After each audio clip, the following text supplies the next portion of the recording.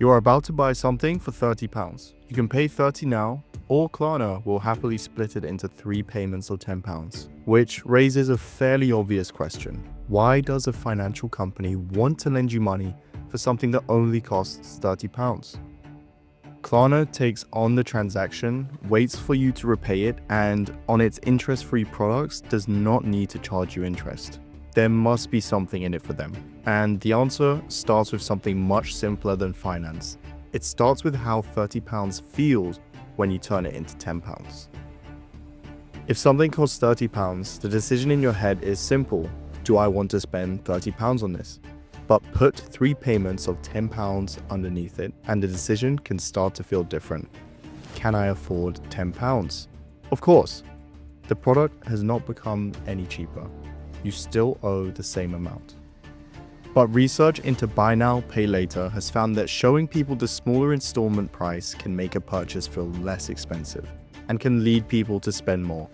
One study found that customers spent around 6% more after adopting buy now, pay later, with the effect actually stronger on lower price purchases. And that gets us much closer to understanding why Klarna cares about your £30 order. Because Klarna is not only helping you pay, it is helping the shop sell. Imagine you run an online clothing store. If offering Klarna means more people actually complete their order or occasionally spend a little more, then Klarna has created something valuable for you. And you can charge for something valuable.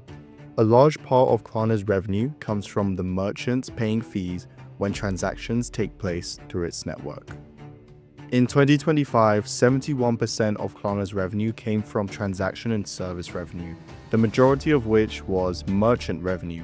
So, on an interest-free purchase, Klarna does not necessarily need to make its money by charging the shopper interest. The retailer can pay Klarna because Klarna may help turn somebody browsing into somebody buying. In other words, Klarna is not just selling credit to consumers. It is selling conversion to retailers. And once you understand that, even very small purchases start to make sense. If Klarna only appeared when you bought an £1,000 sofa every 5 years, the relationship would be pretty limited. But £30 clothes, £50 trainers, or an everyday purchase are different. They can make Klarna habitual. More transactions mean more opportunities to earn merchant revenue. But they also give Klarna more chances to keep you inside its financial ecosystem. And that is increasingly what the company is trying to build. Today, Klarna offers everything from paying immediately to short-term interest-free payments to longer-term financing. It has also expanded into cards, savings, and other banking products. You can actually see that strategy in its customers. People who first joined Klarna in 2022 generated around $12 each in annual revenue during their first year. Klarna says that same group now generates around $52 per customer. So, the £30 purchase is not necessarily the product Klarna ultimately cares about. It can be the beginning of the relationship. But there is a catch. Klarna still has to lend you the money. Once the purchase goes through, the merchant gets paid. Klarna then has to collect the money from you. That means underneath the smooth checkout button is a fairly traditional lending business. Klarna needs money to fund those purchases. It pays the processing costs, and some customers simply will not repay. So more transactions only help Klarna if the fees it earns outweigh the cost of funding them, processing them, and covering customers who do not repay. And regulators have increasingly recognized that. From the customer side, this is borrowing too. Buy now, pay later lending in the UK grew from just £60 million in 2017 to more than £13 billion by 2024. And since July 2026, products like these have come under FCA regulation, bringing things like affordability checks and stronger protections for borrowers. The checkout may feel almost identical to choosing PayPal. Financially, it is still credit, and investors have been learning something similar about Klarna itself. When Klarna went public in New York in September 2025, investors paid $40 a share. The stock initially jumped above that level, but over the following months, the shares fell heavily as investors became more skeptical about how profitable Klarna's rapid growth would actually be.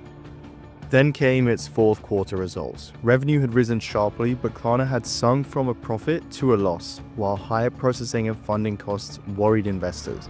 The shares fell another 23% in a single day to $14.53. From the $40 IPO price, almost 2/3 of the value that had disappeared. And it exposed the tension inside the business model perfectly.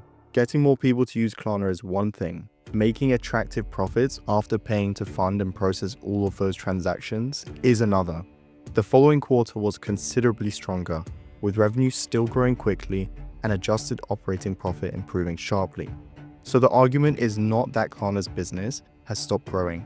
It is that investors now want proof that all of that growth can consistently turn into attractive profits.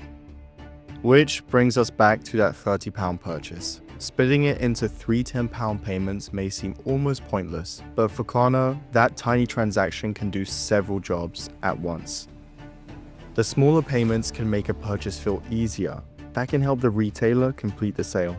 The retailer can then pay Klarna for facilitating it, and every transaction gives Klarna another opportunity to become part of how that customer spends money. That is why Klarna has moved far beyond simply being the pink button you see at the online checkout. It wants a much bigger piece of your financial life, and there is a useful lesson here beyond Klarna. Whenever a financial product appears to cost you nothing, ask where the economics actually sit. Because with buy now, pay later, the clever part is not that £30 somehow became cheaper. It is that 3 payments of £10 can make £30 feel different, and that sometimes is enough to change what you buy.